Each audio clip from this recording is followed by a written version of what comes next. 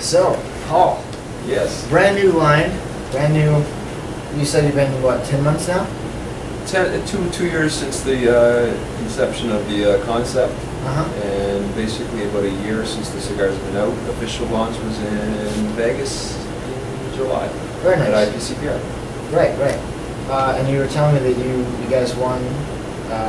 Best new exhibitor of the show. Very nice. Which was a nice honor to get. Okay.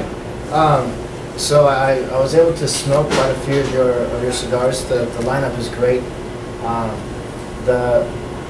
Is it all the same blend, or are they all? Do they have all based on the same blend, but smoked differently depending on the size, of course. Right.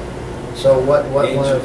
Sorry, Angel tends to be the fullest body and the strongest one. Mm-hmm. The name is a little bit deceiving. Gotcha. By calling it the Angel. Was that done on purpose? Yeah, kind of. Sure. Right on. Yeah, I mean, I thought the blend was pretty good. It was nice and mellow.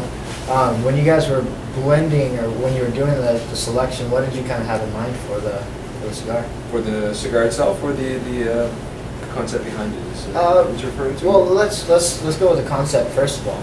Concept is something different, not just the traditional old tobacco leaves and straw hats kind of thing. Okay. Let's move forward. Let's step into 2011. Right. With cigars. Right, right. So, in the blend itself, was the idea? I mean, what kind of cigar were you looking for? Something Something different, something that not necessarily is going to appeal to every single person, but the people it appeals to are going to get it. Right. To get it. It was a success, looks like. Yeah. So far, so good. Very good, very good. And then, with your whole idea of new and different, so the band obviously had a lot to do with that as well, right? Absolutely. Everything in life has to do with not just the product, but the concept behind it, the image behind it. And, worked with the designer for a long time with the for the logo and the packaging, et cetera, and basically at one point he just held a gun at me and he said, "It's done. Yeah. It's perfected. Leave it alone." Right. And I think it was nailed. I think that he nailed it. Give him full credit for it. What about so 2 years in the making? What were you doing before that? I've been in the cigar retail business for about 15 years. Okay. And the retail, did you have a shop? Shop in the east coast of Canada. Okay. Different. Cigar shop and lounge. Right. Influences. What about influences? What, did you take any different like any ideas from? I think it's crazy when people say I just came out of nowhere with it. I mean, you're always influenced, whether you're a musician or an artist or whatever. You get influenced by your peers around you. Sure. There's a lot of great cigars out there. There's a lot of great concepts out there. I just had something specific in my mind. Uh-huh. Set the goal and just went for it. Very nice. So, coming out with a bang. Obviously, you're not going to stop with this. So, you have any plans in mind, or? A lot of new things on the go. Maduro line.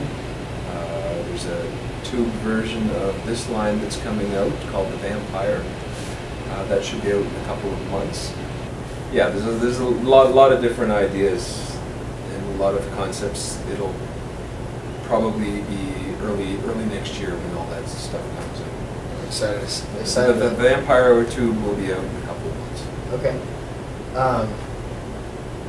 So we have the Angel, the Cross. Angel, Ghost, Skull, Cross, Phantom. Right. All the names are kind of... a little edgy. Yeah. A little edgy. Angel, if you read the brochure, it's right here next to the box. The quotes that each one is associated with represents that particular cigar in my mind. Right. Are there any... is there anything you want to... I mean, obviously when you're going through and you're doing shows and you're like the Vegas show, is there like any ideas or things that you put out there? To be behind the retailer. People say it all the time, but I don't feel that it's done the way it should be, maybe. It's the guy, the retailer is the guy on the front line. He's the guy who's talking to the people who are actually buying the cigar, smoking the cigar, and supporting it. Right. So that to me is number one, retail. And the cigar is all Nicaraguan tobacco with an Ecuadorian Havana 2000 wrapper. It's rolled at Tabacalera Esteli. Kiki Berger, a fantastic guy, was behind the concept that I pitched to him after speaking to many, many people about my idea. He helped me bring it to life. Flavor profile, medium body. What was very important to me about flavor, because flavor is subjective to the person, was construction, draw, etc., etc. That's the most important thing. There's no point in someone buying a cigar and not physically being able to smoke it because the draw is bad or it's burning up the side, etc., etc. And that's improved through all the lines over the years. So not to badmouth other cigars in any way, because that's improved significantly over the last few years. right. So you guys are you a smaller group? The people actually handling the cigars, rolling, blending. Smaller group of people, select tobacco, and eyeballing each cigar pretty much within reason. Right. When it came to working on your blend and working on that part of it, what was the one thing that, not necessarily the hardest thing about it, but what was the one thing that was like your aha moment when you're like, this is what it is? What was the culmination that led up to that? It's really just a matter of, as tough as it may sound, it's a matter of just trying numerous cigars, and then all of a sudden there's this moment where you say, okay, that's it, that's the one. And there's lots of great cigars out there, but each one appeals to a select person. There's not one cigar that's going to appeal to everyone. So you kind of just have to be happy with it personally, and then hope that other people feel the same. Yeah, I agree. There's a big enough selection of cigars, and finding one that fits your palate that works can sometimes be challenging. It's a very challenging thing. It's a very challenging thing, and it can be a lot of fun though. Right. You can look at it as a frustrating thing, or you can look at it as a really fun process too. Sure. Well, knowing there's so many different blend cigars out there, everybody has different palates, like you said, but who does this cigar target? Who's your target market for this cigar? The world. World domination. Yeah. Hey, I mean that's not a bad thing to shoot for. No, it appeals to someone who just wants to be a little bit different, step outside of the box,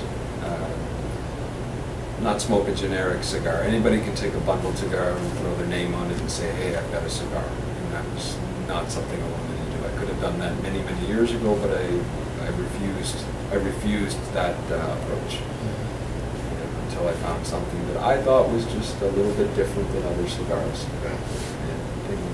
In construction and flavor and marketing. Right. When you were going through the process of finding the right tobaccos, was there any point where you did you have was it all you trying the blends, or did you have other hands? Because I was in the retail business, I met a lot of great people who smoke cigars. I sampled a lot of cigars. Every cigar that I got, I handed out to all of my friends and past customers and said, try this, let me know what you think. Did you have any duds? It's just really bad blends. Oh gosh. No, never. Right. They were all perfect. No, it's trial. It's a trial and error. It's let's try this, let's try that, and then you like Rev had just said, you've come to this point where you go, wow, this is it. This is what I like. This is what I think everyone else is going to. Not everyone else. I shouldn't say that, because I'm really big on one cigar doesn't appeal to everyone. That's impossible. Okay. So don't even try to do it.